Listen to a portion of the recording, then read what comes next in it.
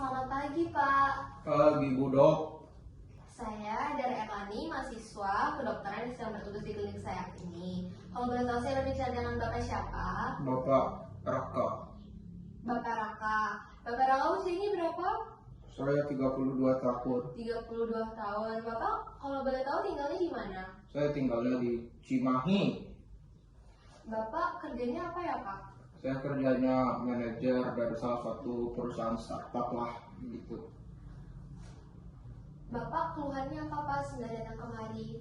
Saya radang tenggorokan sepertinya. Radang tenggorokannya sudah dari berapa lama, Pak?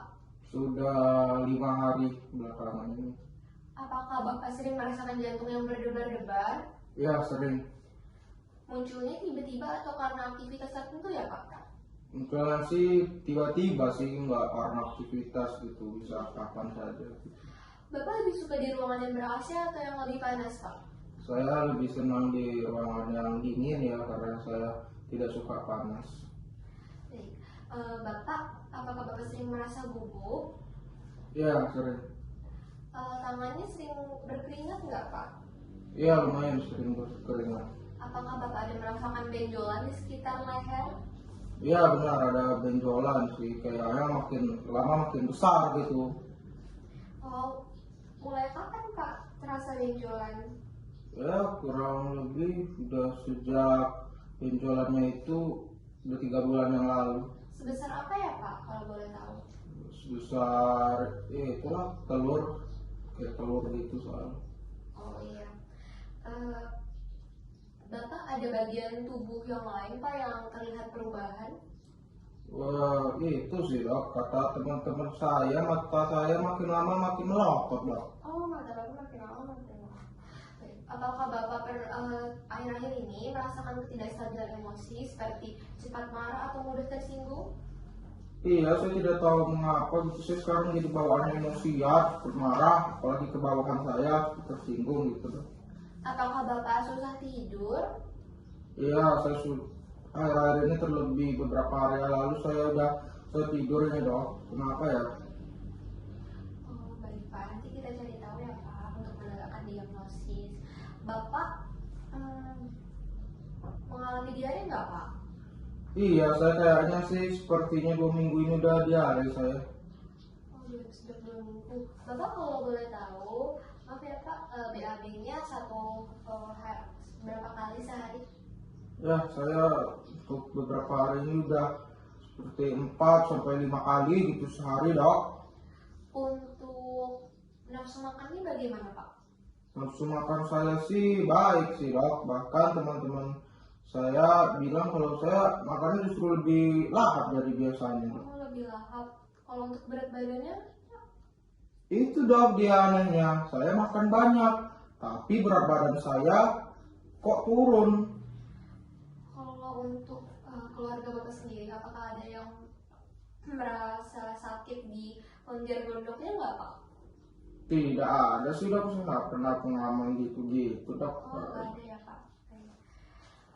Jadi anamnesis ini ditujukan untuk menegakkan diagnosis apakah itu hipertiroid ataupun hipotiroid, hiper atau hipotiroid. Kemudian saya akan melakukan pemeriksaan fisik.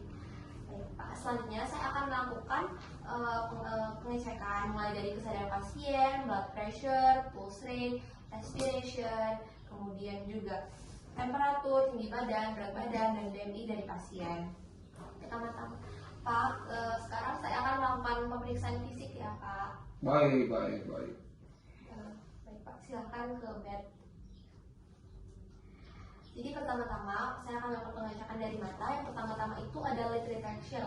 Light retraction sendiri adalah untuk pengecekan dari sklera bagian atas apakah ada retraksi dari kelopak matanya atau tidak. Kemudian kita bisa melakukan untuk melihat apakah pandangan dari pasien berbayang atau tidak dengan melakukan pengecekan huruf H. Ikuti saya ya Pak.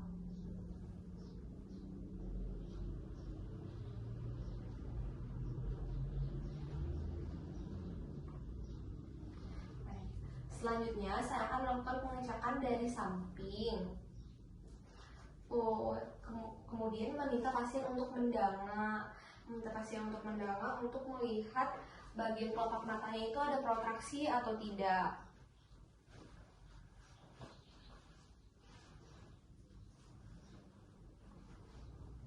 Nah, sedikit ya Pak.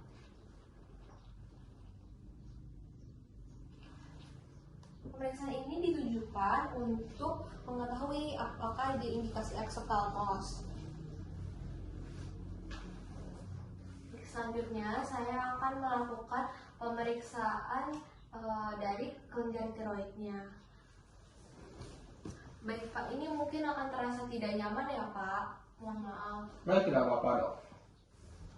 Jadi pertama kita akan mencari kartilago tiroidnya terlebih dahulu dengan menggunakan dua jempol yaitu kanan dan kiri. Kemudian sudah ditemukan kartilago tiroidnya, kemudian turun ke bawah sedikit, itu ada kartilago krikoid, kemudian turun lagi hingga mencapai isthmus. Sampingnya kita merasakan adanya dua lobus, yaitu ada kelenjar tiroid tersebut, apakah ada pembesaran dari lobus tersebut atau tidak. Bisa juga dilakukan pengecekan dari belakang. Dan jika dilakukan pengecekan dari belakang adalah kita menggunakan 3 jari, yang mana pertama itu kita tunjuk untuk kartilago tiroid, kemudian jari tengah untuk kartilago krikoid, dan yang ketiga itu adalah jari manis sendiri untuk si tiroidnya. Cek apakah lakukan palpasi apakah ada pembesaran atau tidak.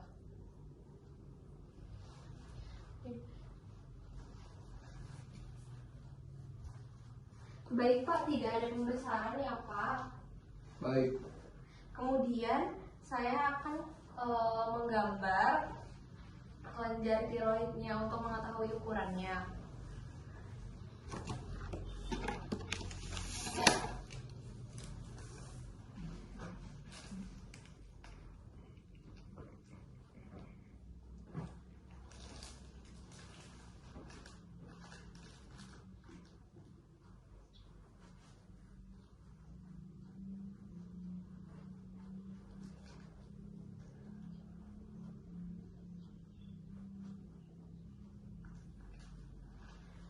Baik, sudah ya.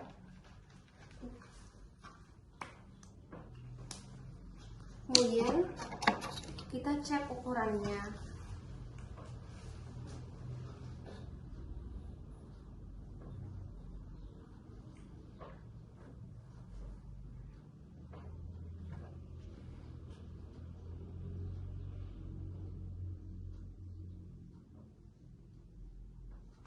Untuk ukuran panjangnya itu 2 cm.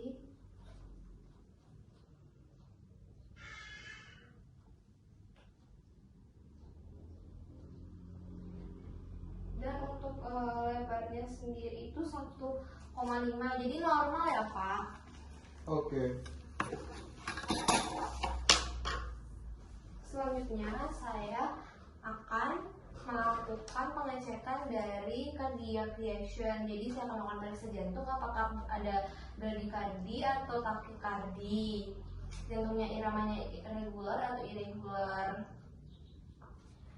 Baik, saya pinjam tangannya ya Pak. Lalu tanyakan selama 1 menit. Baik, jantungnya normal ya Pak. Kemudian